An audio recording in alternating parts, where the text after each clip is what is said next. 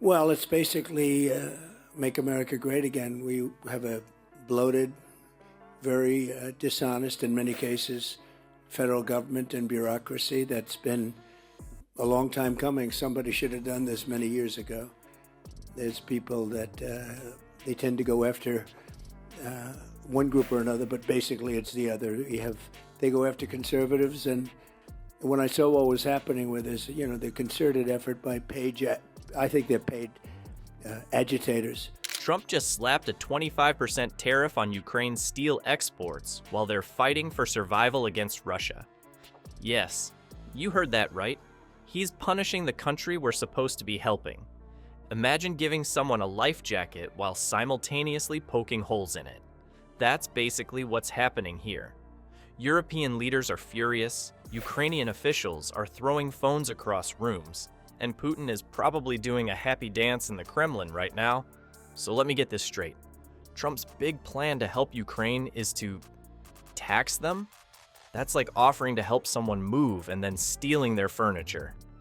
Hey buddy, I'll help you fight off that burglar by taking your wallet. Make it make sense, people. Trump's 25% tariff on Ukrainian steel and aluminum is completely bonkers when you look at the actual numbers. Ukrainian imports make up less than 1% of the US steel market. 1%? That's like worrying about a mosquito while there's a grizzly bear in your kitchen. This clearly isn't about protecting American jobs. It's a sledgehammer to Ukraine that barely moves the needle for our economy. And we're cutting numbers that nobody's ever seen before. Doge, as we call it affectionately. You've been all hearing that term a lot. When somebody stands up and fights, their business ends up doubling. You can see that. Just a little example. Goya Foods, he was just a wonderful man, the owner and the family. Meanwhile, Ukraine is literally fighting for survival against Russia. They're facing ammunition shortages, their cities are being bombed, and they're struggling to keep the lights on. And what does our orange friend do? Kicks them while they're down. Real classy move there, Donnie. European leaders are absolutely losing their minds over this. Germany's chancellor called it a shocking betrayal of Western unity, while France's president flat out labeled it economic warfare against an ally. Even Boris Johnson, who usually loves Trump more than his own hairbrush, called the tariffs morally indefensible. When Boris Johnson thinks you've gone too far, maybe it's time for some self-reflection. One Ukrainian defense minister was so shocked when he heard the news that he threw his phone across the room. Can you blame him? Steel and metals make up about 30% of Ukraine's exports to America. That's money they desperately need to, not get invaded. The timing couldn't possibly be worse. Ukraine's military is already struggling with supply shortages and getting pummeled on the battlefield. It's like telling someone with a broken leg they should try running a marathon while you steal their crutches. Trump claims this is about protecting American jobs, but that's about as believable as his hair being real. This is clearly about something else entirely. What makes this extra fishy is how happy Russian state media is about all this. They're practically throwing a party over these tariffs. One Russian TV host gleefully declared, "The Americans have finally shown their true colors. Ukraine is merely a pawn in their game." When Putin's propaganda machine celebrates your policy, maybe that's a red flag. The real story here is that Trump seems to be softening Ukraine up for a so-called peace deal that would force them to give up land to Russia. It's not about tariffs. It's about making Ukraine desperate enough to surrender. And who benefits from that? Not America, not Ukraine, just one shirtless horseback rider named Vladimir. You know what's weird?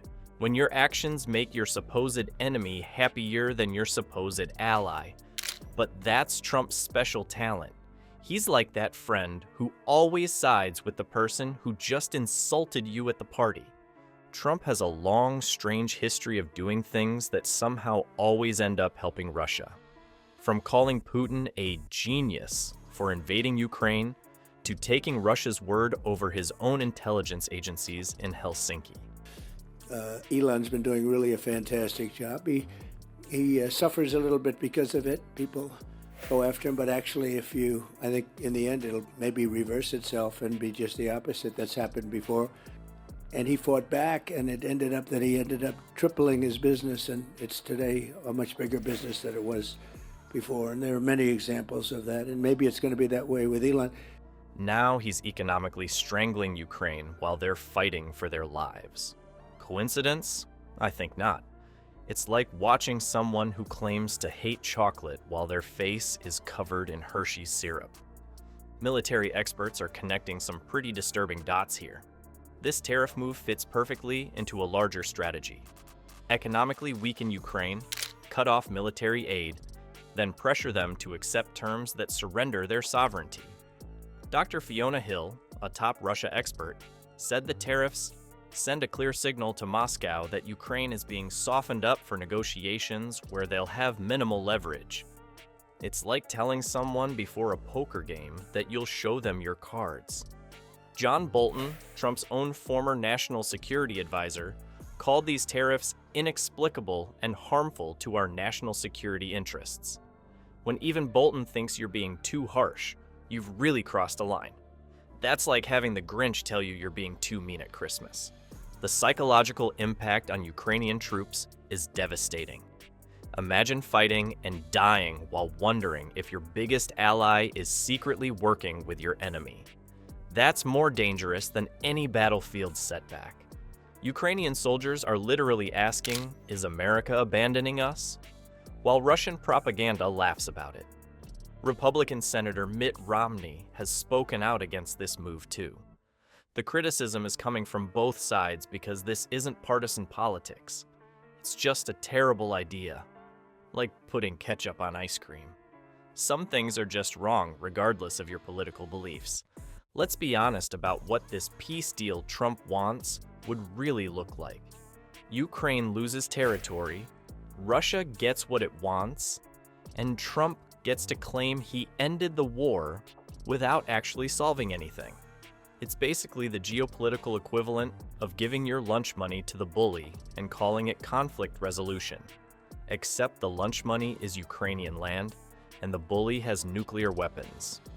What we're seeing is the opening act of Trump's peace show, where Ukraine loses, Russia wins, and somehow Trump expects us to applaud. It's a surrender plan disguised as diplomacy. And the worst part? Ukrainian soldiers fighting for their lives right now feel completely betrayed by a country they thought had their back. When your economic policy makes Putin happy and your allies mad, something fishy is happening. Like serving fish sticks that taste like chocolate. It just doesn't add up. These tariffs aren't protecting American jobs. They're weakening Ukraine when they need help the most. It's like Trump's playing for Team Russia while wearing an American jersey. As Colonel John Spencer explained, cutting economic lifelines leads to military weakness, which makes giving up land inevitable. The real story? This is step one in forcing Ukraine to surrender territory. The question isn't if these tariffs make sense. They don't. The question is who Trump is really working for. Spoiler alert, it ain't us.